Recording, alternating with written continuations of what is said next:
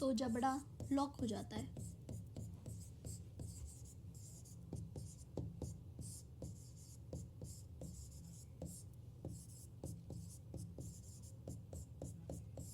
ठीक है, लिख दो तो जबड़ा क्या हो जाता है भाई, लॉक हो जाता है। मेरे हिसाब से ये चीज़ आपको समझ में आ गई होगी।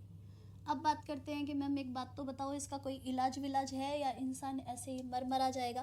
तो ध्यान रखिएगा कि जब भी हमें चोट लगती है तो हम तुरंत हॉस्पिटल जाते हैं और टीटी का इंजेक्शन लगवाते हैं। और इसके अलावा मैं कह सकती हूँ डीपीटी का टीका इस रोग में लगाया जाता है, मालूम है ना आपको? तो लिख दीजिएगा यहाँ पर कि मैम इसका इलाज क्या है। तो इलाज है इसका डीपीटी का टीका। तो एक तो लिख दीजिएगा कि इसका जो इलाज है ये इलाज है, एक तो आपके डीपीटी का टीका यानी डिप्थीरिया, पर्टुसिस और टिटनेस का टीका, एक ही टीका जो 3 रोगों से बचाता है। ठीक, और दूसरा ध्यान रखना, जब चोट वोट लग जाती है डॉक्टर के पास जाते हो तो आपको एक टीका लगाया जाता है जिसे टिटनेस का टीका कहते हो, इसे आप एटीएस वैक्सीन कहते हो, एटीएस टीका कहते हो। और एटीएस का पूरा नाम होता है एंटी टॉक्सॉइड सीरम का टीका। लिख दीजिएगा, इसका पूरा नाम है एंटी टॉक्सॉइड सीरम का टीका। और कुछ किताबें इसी टीके को एंटी टिटनस वैक्सीन कहती है ना, तो एंटी टिटनस वैक्सीन कहती है। तो मेरे हिसाब से ये चीज़ भी आपको समझ में आ गई होगी। चलो चलते हैं आगे।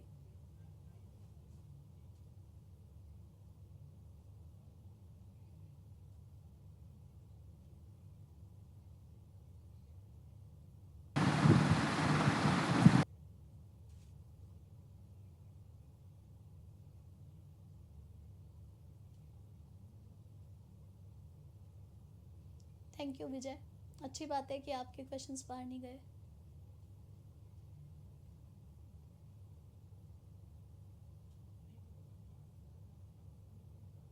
अच्छा, हो सकता है, बढ़िया है रवि, मैं क्या कह सकती हूँ। ठीक है, बढ़िया, आपको जहाँ से अच्छा लगे वहाँ से पढ़िए। देखिए रवि, मैं कभी आपसे ये नहीं कहूँगी कि सिर्फ आप मुझसे ही पढ़िए, है ना? चलो, आपको जहाँ से बढ़िया लगता है वहाँ से पढ़िए, ठीक है? Thank you Divya, thank you so much. चलिए, लिख दिया आपने यहाँ तक, ये यहाँ पर ख़त्म हुआ।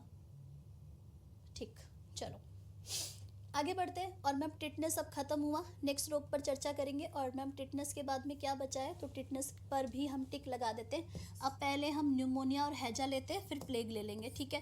तो अब सीधा लिखती हूँ मैं न्यूमोनिया और फिर लिख दूंगी हैजा, ठीक है? तो लिखो यहाँ पर न्यूमोनिया रोग। और न्यूमोनिया रोग को इम्पॉर्टेंट करना, क्योंकि एलडीसी के पेपर में न्यूमोनिया रोग पर प्रश्न आ चुका है। देखो यहाँ पर न्यूमोनिया रोग कैसा आया था वो भी बता दूंगी। लिख लो यहाँ पे न्यूमोनिया रोग, ये लो। मैम सबसे पहले इसके जीवाणु का नाम बताओ कि न्यूमोनिया रोग कौन से जीवाणु के कारण होता है। तो भाई अभी तक तो आपने एक एक जीवाणु के नाम याद किए थे, लेकिन अब आपको 3 जीवाणुओं के नाम याद करने पड़ेंगे। 2 तो वो जीवाणु जो किताबों में लिखे हुए हैं और तीसरा वो जीवाणु जो बोर्ड ने माना है, ठीक है?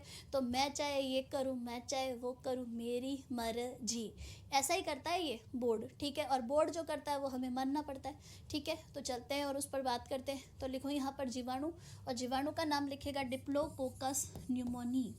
पहला पॉइंट लिखो कि इसके जीवाणु का नाम है डिप्लोकोकस न्यूमोनी। अगर मैडम ये परीक्षा में नहीं दिखा मुझे नाम, तो क्या नाम दिखेगा? तो दूसरा नाम बताती हूँ, देखो दूसरा नाम मिलेगा आपको स्ट्रेप्टोकोकस न्यूमोनी, स्ट्रेप्टोकोकस न्यूमोनी, ठीक है? न्यूमोनी। थर्ड मैम ये भी नहीं दिखा तो वो नाम बताओ जो बोर्ड ने बताया। अब आजकल बोर्ड क्या लिखता है इसको, तो बोर्ड लिखता है इसको हीमोफिलस न्यूमोनी। लिख दीजिएगा, बोर्ड क्या बोल रहा है इसको, बोर्ड बोल रहा है इसको हीमोफिलस न्यूमोनी, क्योंकि बोर्ड ने मैम न्यूमोनिया का नाम हीमोफिलस